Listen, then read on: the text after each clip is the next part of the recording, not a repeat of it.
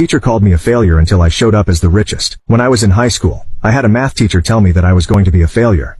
I spent my time in high school trying to make multiple business models work. I told my teacher my dreams of owning a business, but she told me I should stop focusing on things that won't benefit me in the future. It never really bothered me until she humiliated me in front of everybody. I was always bad at math and she called on me to answer a math problem. I answered, but my answer was wrong. I then proceeded to tell her that I didn't know the answer. She then rolled her eyes and said that if I wasn't too busy trying to start a business, then I would have gotten the question correctly. I apologized and went back to my seat quietly.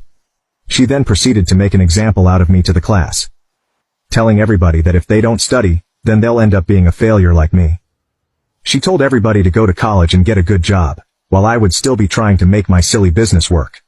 I wanted to cry at that moment, but I was just silent. Throughout senior year she made side remarks about me, but I learned to ignore them. My businesses started doing well, but I kept my success in silence. I started getting clients from my business and started managing their social media and helping them with marketing.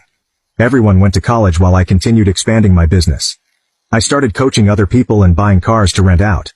By the time I was 20, I had already become a millionaire. I didn't meet that math teacher again until I had to drop off some things for my little brother at the same high school. He had a club meeting after school and asked me to drop off pizza at his meeting. He told me to go to room 12, and to just knock when I arrived. As I knocked on the door, my brother opened it and told me to drop the food on the table. When I said hi to everybody, I turned around and saw my math teacher with 3 other teachers talking to each other. My math teacher and I both made eye contact, and her face lightened up. She asked how I was and I told her that life was great. She then proceeded to tell me that if I paid attention, I would be in college instead of delivering pizzas for a living. You can now check if there's a part 2 by pressing share and more.